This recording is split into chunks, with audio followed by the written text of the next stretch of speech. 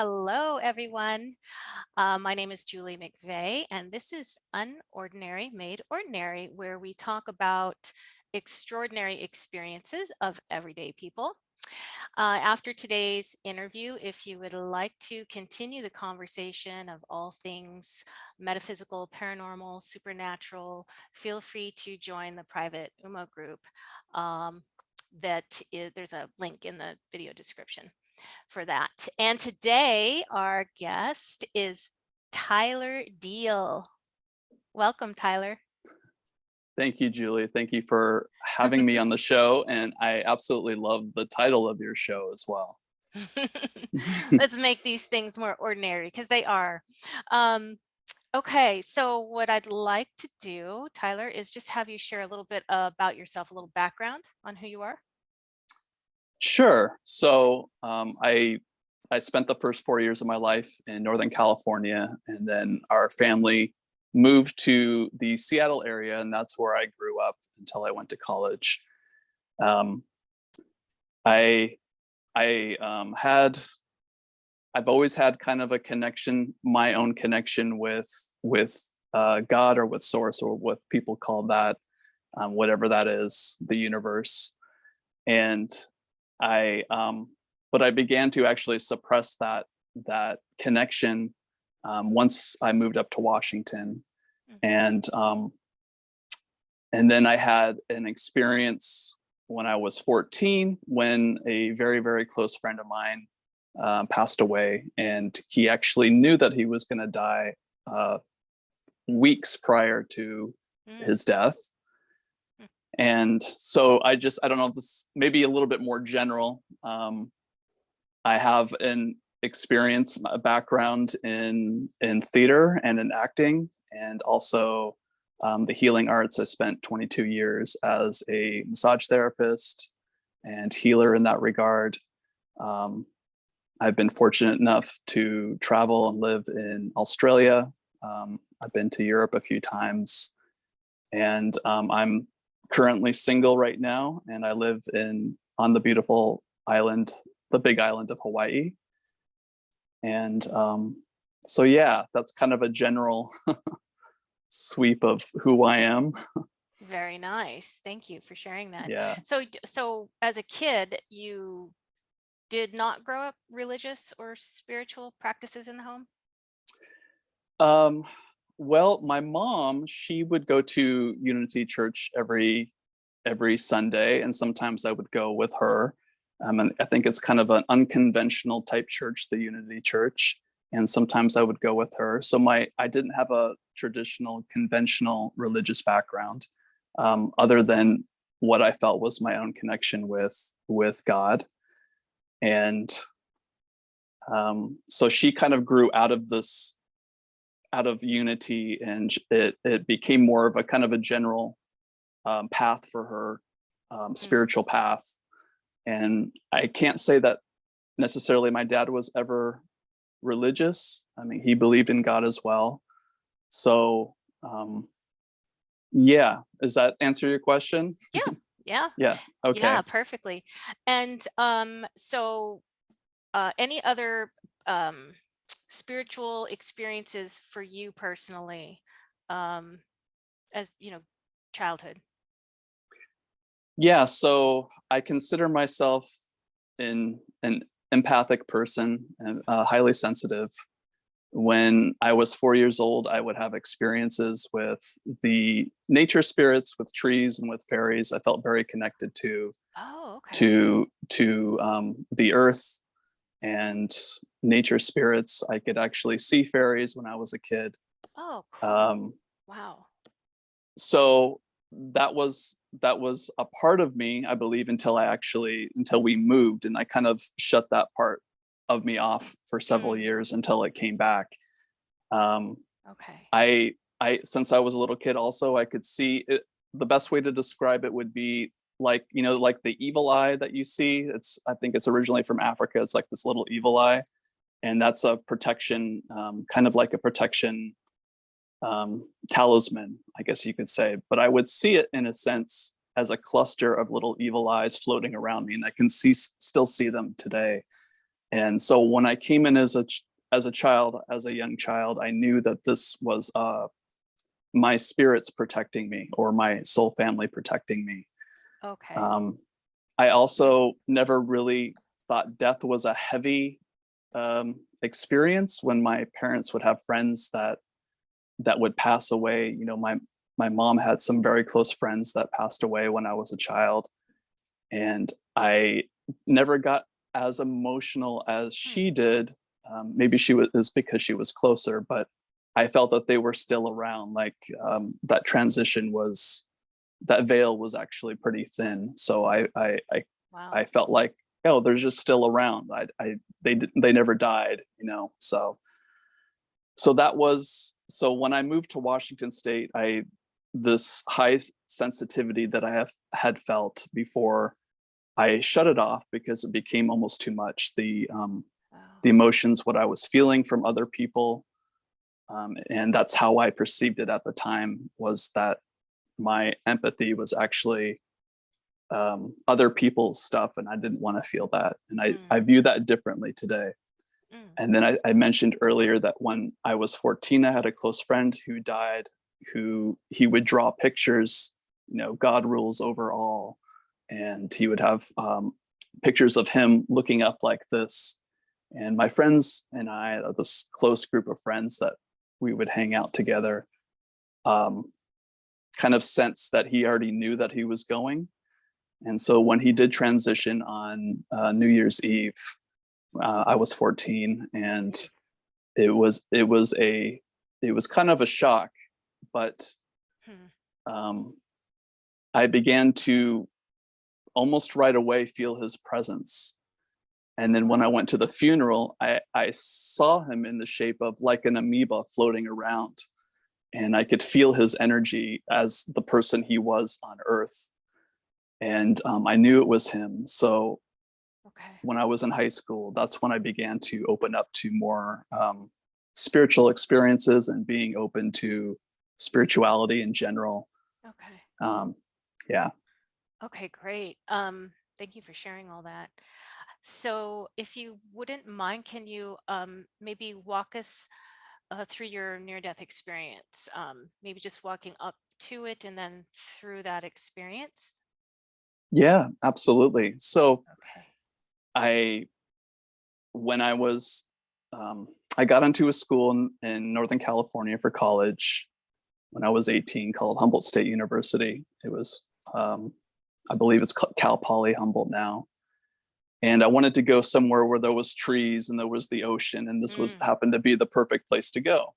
yeah. So as soon as I left home, I felt this very strong disconnect, not disconnect, but this longing for my mom. I felt like I created, had such a great relationship with her, and that was cut off. Ah. And this kind of tumbled me into this very depressed place, and I felt very alone. Mm, And although I was making friends, it was very hard to be alone in another state and experiencing all these emotions. Now, mm, I can't necessarily pinpoint it to this disconnection, because what started to happen was everything that I felt like I was ignoring for so many years, this high sensitivity, was coming up in the form of depression, deep depression. hmm. Okay. And yeah, so I never really knew how to seek help, or tell people that I was going through a tough time, because I've always been very sensitive and very introverted. Hmm. So I began to reconnect with God the best way I knew how.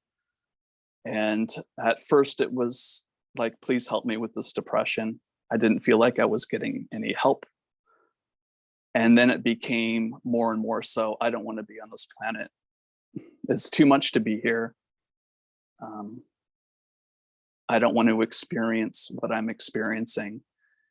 And it was actually building up more and more, to the point where the last year, it was hard to get out of bed. It was hard to get to class. I ended up flunking the first class that I ever flunked. It was a philosophy class. I mean, who would have known? I thought that I would have known everything about philosophy, right?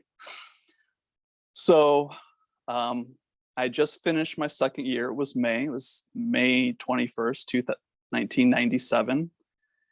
And I had it. I made one last plea to the divine, to God. Please take me. I can't stand this. Yeah. I want to let me go. And that's what led to 4 days later, which was my near-death experience. So Okay. did you want me to go into that now, or Yes, go ahead. did you have any questions? I do, but I'm going to wait. I think you're going to answer it when you continue. Okay. So my way of my self-therapy, what had helped me during the time for the first 2 years, was connecting with the redwood trees, mountain biking through the trails, and going to the beach sometimes too, and just getting in the ocean, even though it was really cold. But it was mostly the trees and going into the forest, because it was so close to where I lived and so close to the school that I could just, zoom up there in between classes if I had to. So school finished. I had made my plea to God, please take me. I don't want to be here. And it was a morning, probably just about a week or so after school finished. And there was nothing different than that day than other days that I would take my mountain bike into the forest. I didn't wear a helmet. It wasn't like I was an extreme mountain biker. It was just my way of connecting. So I was there for about 2 hours. You know how the morning fog comes in this time of year from the ocean and Yes, comes. absolutely. So it was just, it was still there. And then towards the end of my little adventure, it was starting to clear. It was about 11:30, I would estimate, or so. And I was headed back towards town and coming down a trail that was very familiar to me, that had little jumps. I would just take these little jumps as I would go down. The last jump I took was a jump that I always took, but as soon as I hit the jump, I had noticed that somebody had built it up practically vertically. And so I knew it was too late once I hit that jump, that I knew this was it. I'm going to die now. Okay. Yeah. Okay. Because it was, I could bad. say it was kind of like this little jump. And then as soon as I hit it, I was like, oh, wow, somebody had really, like, it was almost straight up. So I took it and I just flew in the air, and I came down on my front tire, and then my head and my neck, and then my back. And that's when I lost my consciousness at that moment. Wow. Okay. No one else is on the mountain at this time? You didn't see any other, right? No, I think I saw some people walking earlier, but it wasn't, Dear. there was nobody on that trail at that time. So, yeah. Okay. So I hit the ground, and I was out basically. And the next thing I remember, I was above the trees. You know how the redwoods are like these long stalks, long trunks, and then they have these, all the needles are kind of at the top. So I was around, kind of just above them and around the redwood trees. How I perceived myself as, you could call it an orbital light, but it was just my beingness, my consciousness. Yeah, like a point of consciousness. Yeah, like a point of consciousness. And I was there, and I remember seeing my body, and then kind of, having these senses come into me. First of all, Julie, it was like this complete silence place. I didn't have a mind there. It was just pure silence. Pure. Okay. I was thinking Yeah. beingness, maybe. I'm curious what you thought of your body as you looked at it. Were you disconnected, feeling neutral about your body below? Yeah, so at first it was like I quickly looked and it was like, oh, that's my body. And then I ended up looking back at it, but first it was like, oh, that's my body. And then I wanted to figure out what was this. But even though it felt very, very familiar. It was like, oh, Mm, oh, okay. And just this peace and this wow. familiarity with who I was. And even though I was in this space, I could really, it was like all of my senses became very much alive. And when I say that, um, I could feel like the breeze move through me. Yes. Um, I could hear the ocean, which was 5-10 miles away, not too far, but I could hear it from this place. Wow. And then I could hear the birds. It felt like they were very close, the chirping, but I knew that they were really far away as well. Um, I could see the detail of the trees and the color around the needles like I've never seen before. I mean, it was like the dew from the fog was on there, and I could see the little Yes. rainbows and the little tiny dew. So it was like I had macro vision, but I also had Right. macro micro vision and macro vision at the same time. Okay. Wow. I Yeah, mean, I've heard this before that senses are heightened, I would hear, or that everything seems alive and you're almost alive with it, like you're one with it in a sense. I've heard these kinds of things. How beautiful. yeah, yeah. So it was incredible, and it was, and looking back, it was like, oh, this is what I asked for. Oh, you did? So, Oh, looking back, but well, not I in that mean, moment? yeah, not in that moment. Oh, Well, okay. I in was that moment, I wondering. wasn't logically thinking, so Okay, it you're was just being just more. present in that moment. Okay. Yeah, well, I guess that's the best way to explain it, because even words are limiting in the experience I was having. So I don't know how long this was happening, but I was just kind of experiencing what I was experiencing. Mm, And then I looked down at my body again, and that was the depressed me down there that was, on the yeah. ground. Yeah. And this was what I consider the closest to the real me, or my soul, that was, connecting here in the trees. Mm, And then there was, I didn't talk to God. It wasn't like that kind of experience, or there were angels there surrounding me. I felt very alone, like I had, but it was a different aloneness. It was like I was supported, and I still had this greater connection. mm. So if that makes sense. It's kind of abstract, I know. Um, and then I looked at my body, and then the question appeared: do you want to go further? Like, do you Oh, want to go? Like, do you want to go? oh, okay. Explore further, or go to God, or whatever that question was, or do you want to go back? Oh, okay. Yeah. And instantly I responded, I don't want to die. Interesting. Okay. So as soon as I said that, I was back in my body. It's actually spoke out the words, I don't want to die. And it brought me back into my body. And it was like my spirit coming back, in a sense, because I was breathing to almost revitalize my body and Okay. bring my heart rate back. Mm-hmm. Um, that moment, it was complete pain. That was, I mean, it was like screaming pain, but I couldn't scream because I was trying to breathe. And it was pain, from my head all the way down my legs. And I had trouble moving. I couldn't really move. What were your I could, injuries from that? so my injuries, I didn't break anything. Um, they ended up being, when they did the MRI, I had a C7 disc that was split, or not Mm, split. That would be horrible. It was slipped. And was so this slipped. was, Okay. yeah, so this was causing immobility and pain down my shoulders and my Gotcha. arms. Yes, I bet. Yeah. Mm-hmm. So I had a concussion, severe concussion as well. Mm, And I had neuromuscular damage, which is the nerves that fire at the ends of the muscles and allow the muscles to actually function the way they wow. do.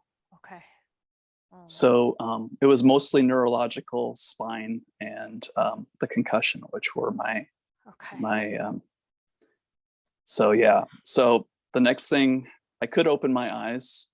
So I did open my eyes, and that's when I had this, what you could call like a mystical experience, where I saw fairies, and they were around the trees, coming down from the trees, and they were flying around me. They were making little like giggle noises, and Like playing, playful? yeah, like they were playing Huh. like little children, or that's the best way, like little and they didn't actually touch me, but they were coming close to me and flying around, and um, kind of different colors, skin, almost like translucent, like Mm, um, okay. wings, wings like a dragonfly. So there'd be like four wings, and I believe and I know that they were trying to bring that lightness to my situation that was traumatic to my body and to my being. They were bringing that lightness to me. Yeah. Oh my Yeah. gosh. I'm so curious. So how many would you say? I'm curious about what they look like because I've seen different kinds, versions. How How many? many and like 10 or 50 or 100, like generally speaking? Um, Anywhere from a dozen to maybe 30. I don't, Okay. And yeah, they I just mean, I all didn't came count, down but from the trees yeah, they were flying playfully. around. Yeah, like flying around my head and my body, and then going up and giggling. And um, Did you so, realize, oh, because you had seen fairies before, did you yeah, think, oh, I remember these guys from before? yeah. So I knew You that they did. were fairies. Yeah. You So felt, it wasn't like a huge shock. Like but it was still an amazing experience. Um, and they're yeah, tiny, right? They're tiny. yeah, but um, they're tiny, but they can change shapes, if that makes sense. Like they can Mhm. look bigger from far away, or they can look Yep. like the same height from far away as they can up close. And I remember that when I was like 3 or 4 years old, that they could do that thing too. Yes, I've heard that. Yeah. It's super fascinating. Okay, please continue. I do have questions Oh building, yeah, but yeah. please continue. So so my focus was on this, my experience, and and I began to hear as well this humming noise. It was like this beautiful humming. I attribute it to like a Tibetan singing bowl, is the best way I can explain it. And this humming, this ringing sound was the trees, and I knew that it was the trees, and it was the Mm, trees communicating with me and mm, creating a field, creating a sound that was helping me at that moment, helping my body. mm. Because like sound heals. I don't know if you've ever heard that. People do Tibetan singing bowl type Absolutely. healing.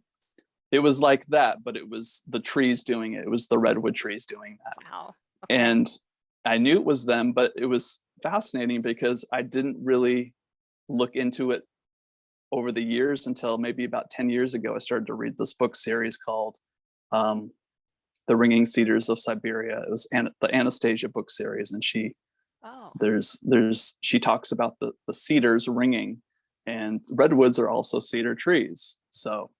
Um, so I was, again, I don't know how long this was happening, and then I was made aware of the pain in my body again, and my breathing, and trying to sustain that breath, and then I was out again. So that pain, it was bringing mm, myself back to that pain. It was like that awareness left.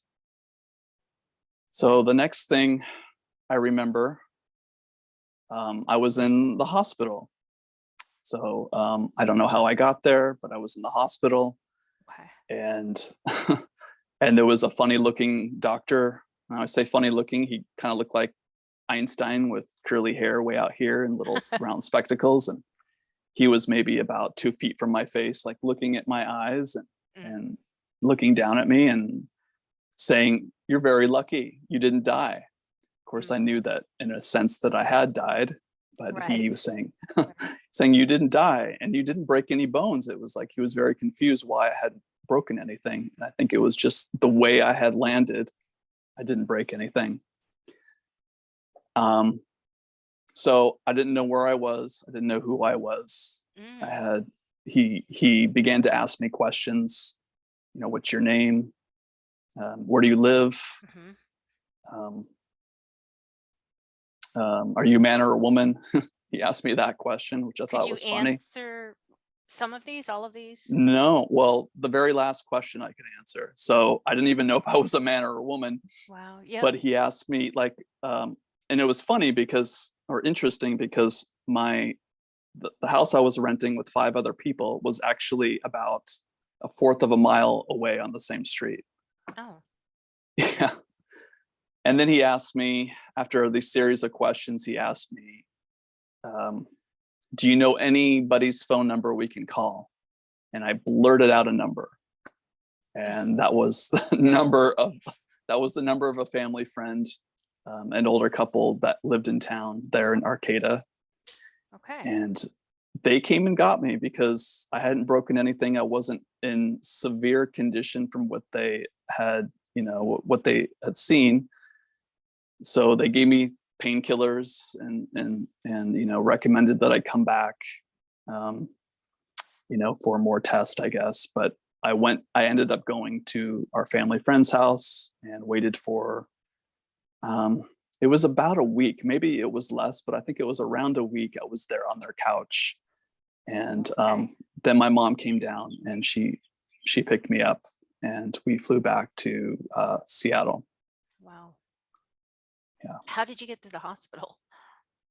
So I don't know. My guess is an EMT, but I don't know who had Oh. found me. My guess Oh. is that an ambulance took me. Wow. But because I had called the hospital a few months later asking them, like, who found me? And they didn't have any phone record of Huh. anybody that called, which I thought was interesting. Very. And Hmm. so, yeah, so then while I was on the phone, they're like, oh, and you're considered a charity case. So you don't have to pay any bills. Congratulations. It was like I just Huh. the lottery. Yeah. Um, Interesting how this is all yeah. working out here.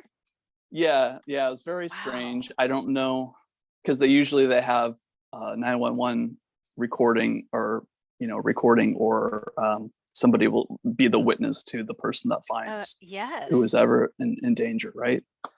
So that's still a mystery to me. Oh And my perhaps I could have goodness. looked into it more, but I wasn't in the physical condition nor the mental emotional condition to actually explore that further for several months. So So it's just shocking to me that you were so depressed. It sounds like you did not want to take your own life, but you were kind of just, God, I'm okay with you doing it. And then it happens and you come back. After all of that, you decide to come back. Would you say that when you were looking down at your body and you saw that's the depressed you and this is the real you, do you think that shedding our physical body in that way, that we do release some of the baggage that we have here in this physical human experience? yes, I think we do. However, I believe we can do that shedding while we're here in the physical body, that baggage as well. Mm, So okay, that's important. so yeah, so the depressed me, first of all, um, wanted to die. Um, I didn't like the idea of hurting myself or killing myself. Um, I just I wanted an easy button, basically. Hmm. Take me now. So yeah, Oh, no, well, now I'm curious because you said that we don't have to wait to die for our physical baggage to separate and we separate from our physical baggage to learn how to, I guess, shed the depression? Like, how do we do that now? Because when you're back now in your physical body, did you start feeling those feelings of depression again? Yeah, it was actually, I could say, maybe 10 times worse than it was previously. So it was like, I've here heard you that. go. Now you have to now you have to deal with this. And it wasn't Right. just that. It was just, it was memories and other emotions that might be labeled as trauma or experiences that I had had previously. Yeah, it was worse. And I guess, people ask, well, why did you come back if you felt this way and you knew you were coming back? And my only reasonable answer would be that this real part of me knew that it wasn't time, and maybe it was a higher aspect of God that also knew that it wasn't time to come back as well, or that it was time, that it wasn't time to actually go further and never come back to my body. So Hmm. um the depression is something that I had to move through and work with, and I had Hmm. people that were able to help me with that, as Okay. far as my physical body as well. And so it's definitely a process. And Yeah. yeah. Yeah, I hear that many NDEers go through sort of a PTSD where it's not just the physical that they have to heal from, but then it's this near death experience of being having to come back to such a heavy, dense, challenging place once you've experienced another place that is free from all that. So, yeah, I would imagine that it's going to be so much more difficult for you now. So, but did you become more of an empath, from this? Because you were already having some of these abilities. Did you feel like it increased any of these I abilities? Yeah, but it wasn't right away. It was a slow process. Oh, And I say a slow process, well, because there was still part of me that was uh suppressing um the emotion and suppressing the, keeping that in my body and in my nervous system. um so it took, like, it was simultaneously, the best way I can explain it was, the more I was feeling and moving through these hard experiences as my healing was happening after the near death experience, I began to open up. So it was like, as there was a mm, piece that was being released or cleared and that I was moving through, then then I would become more empathic at one level, such as it wasn't just with people, it was with nature more. I could sense more of what was going on with nature and with animals. And mm, so so it was kind of like a seesaw. The more I accepted and moved through things, the more this empath- empathic abilities began to grow. But yeah, so it wasn't instant. I know some people have these quick awakenings where their psychic senses blow out of the water. And I'm actually glad that didn't happen, because I think too much too fast for anybody yeah. can be overwhelming. And there's not a lot of people in this world that have, um, well, at least my experience, um, people can connect to other people that have gone through these traumatic awakenings. Maybe more so now, because it seems like more and more people are having, mystical experiences or NDEs. So Do you have a theory as to why you've been so connected with the fairies and nature? Some people might label this middle kingdom. I don't know if you've heard that phrase before. Um, do you have any theories behind that? For example, do you believe in past lives or reincarnation? Do you think that you had been a fairy at one time in one of your lives? it's very possible. I mean, yeah, I believe we have had past lives. I don't know why specifically, the why I've had these experiences with fairies. Um, my only guess is that I have a connection with the earth, meaning that I really respect Mother Earth, and I really love her, and I've never done anything to harm her. And I feel and sense that if you were to look at the whole past life thing, I feel and sense that I've been here for a very, very long time and reincarnated here. I have had memories of other lives. If that's, if it's not just my brain hallucinating, then then I've had experiences of myself being in my body or my soul and another person's body experiencing a different life throughout time. So I guess that's kind of the long answer, but I believe that, well, I don't know, first of all, why I have these connections other than it's because of the respect I have for animals and plants and trees and the elements, the wind, everything. Do you want to share with us any of your past life memories? And was this before or after the near-death experience?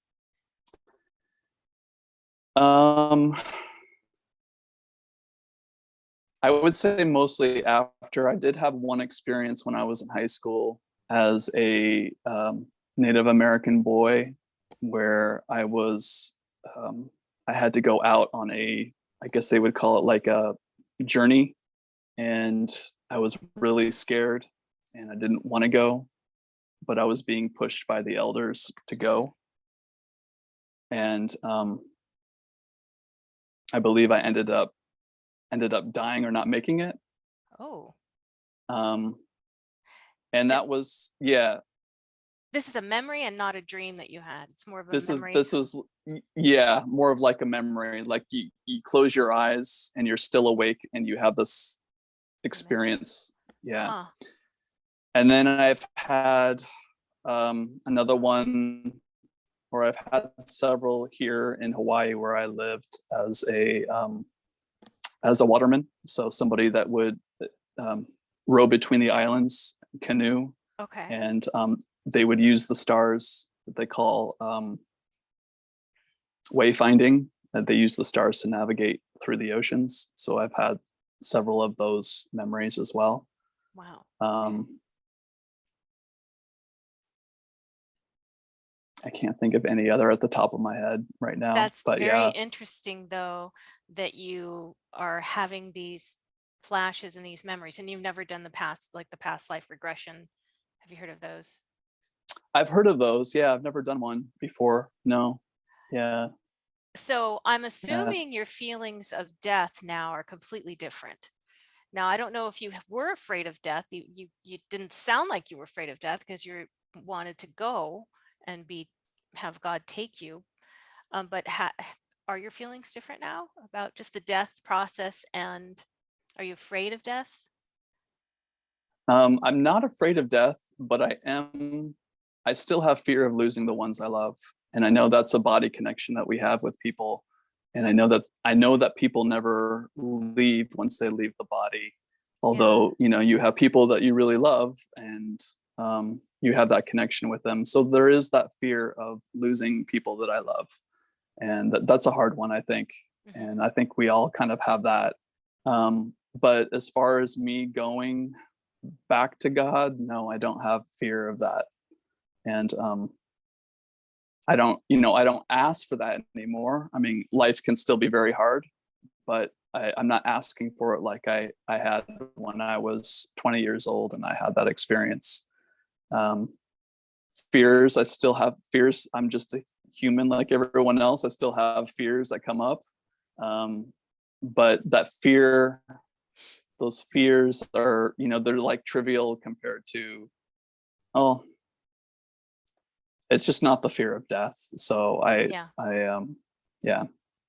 What are your religious practices now, or I should say spiritual probably practices that you didn't have before? Did you start taking on like meditation or anything like that? Or do you still go out in nature and connect that way?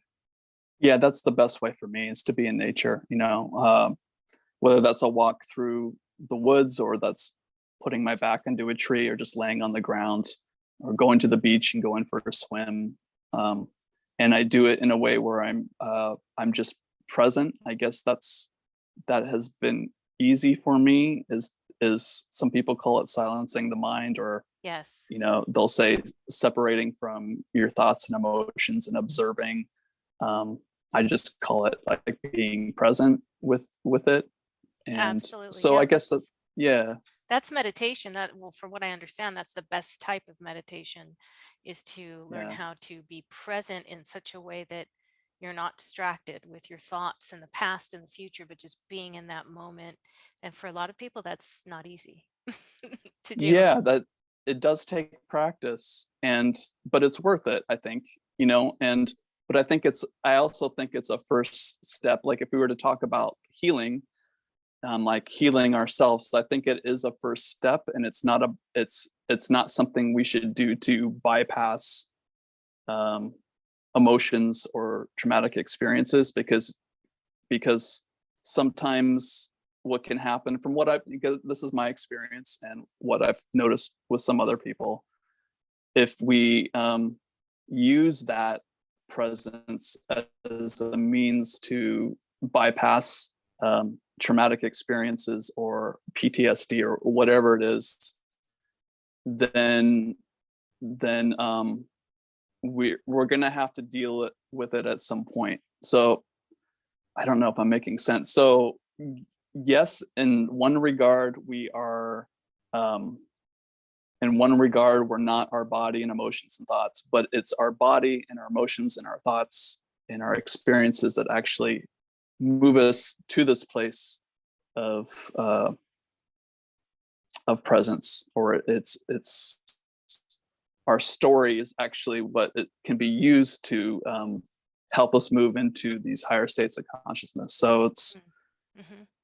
So yeah, it's kind of my approach has always been grounded. I think it's because my own healing has been about healing my body first, especially after my NDE, and then learning how the body is a self-healing mechanism and how the body can heal itself.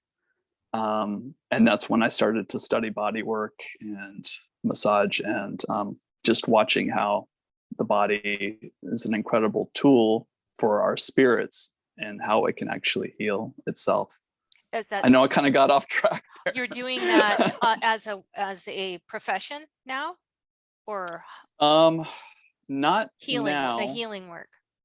Yeah, I'm doing I guess you could call it healing work, but I'm more interested in how people can, I'm more interested in guiding people or figuring out what is the best way people can heal themselves. Okay. um, it does involve, or it can involve, energy work. So it can involve um, energy work to actually kind of boost or assist that person through what they're going through. So that's kind of a a side effect or a side tool that can be used to actually help people discover for themselves what's the best way to help heal themselves. But yes, I did previously for 22 years. I learned all kinds of body work. I had my own practice in California, in Southern California, and also in Florida. Um, and then it kind of transformed from not working on people physically unless it was family or friends that requested it, to doing more energy work and guiding people through their own healing process. Okay. Do you teach people how to work with their own energy, then recognize their own energy and work with it in that way? Um, yeah, I guess you could call it teaching, but people actually show me, like if I'm in a session with somebody, they act just by me listening to them. It's almost like they already know how to do it themselves. So when I listen to them and they tell me, I just kind of reflect back to them um, their own personal process. So Okay. everyone is completely unique, and like I said before, there's not like a cookie cutter way to do it. Um, so Yeah. so when people tell me, for example, like I have this pain somewhere, or I have a this experience that I've gone through, or this emotion or this pattern keeps coming up, then I might ask them questions about it. And through those through those questions and through those answers, then people actually begin to see or notice, oh, what works for them, and then I kind of Mm, just guide them through that process. Yeah. okay. Well, I would love the listeners to be able to contact you, connect with you. And I'm curious if you're working on any new things, new projects, but yeah, please share with us how we can contact you. Oh, thank you. Yeah. So I have a website. It's my company. It's called Radical Heartworks. So that's the name of it, radicalheartworks.com. And that's how people can connect with me. I'm also working on a course that kind of explains, it's based upon my own process of healing and also what I've discovered over the years that have helped people, um, that can help people heal themselves and actually move into more love so they can experience this feeling of love ongoing. Mm, Um, so I'm working on that course. I don't know when it's going to be out, so I don't have a due date. okay. So yeah, that's about that's about it for right now as Very far as my cool. projects. Very good. Thank you for sharing all of that. I've really enjoyed this time with you. But before I have to sign off, what I like to do with my guest is just leave them with, any last words of encouragement, or just if there's something on your heart that you wanted to share, something that you thought that you forgot to share and you wanted to get it in, um, or just anything on your heart. Okay. So first of all, you don't have to have a mystical experience or a out of body experience or an NDE or any of these things to make a connection with that greater source. And I really feel that I know people are looking for that experience and that connection. And I think these experiences that we're seeking actually come from developing our own relationship, our own unique relationship with God and with the divine, whatever that is for you and whatever that is for you personally. So, also, I really know that we're in a time of transformation. Things are really amping up on the planet as far as the light that's coming down to this planet right now, and everything's transforming. So be easy on yourself and just and try to find ways every day to something that you enjoy to do that. Mm, I know that's not like huge and grand, but that's important, though. like, yeah. I think that is very important. Well, Tyler, I've really enjoyed this. Thank you so much for taking time to share with us all. I really appreciate it. Thank you, Julie. And thank you to everyone watching. This has been Julie McVey with Unordinary Made Ordinary, and I hope you will join us next time for another amazing interview. And if you like this, please give it a thumbs up. And if you enjoy this type of content, subscribe to the channel and hit the bell icon so you're alerted to future videos. And I hope you're all having a fantastic day or evening, wherever you are on the planet or off the planet. And we will see you next time. Bye.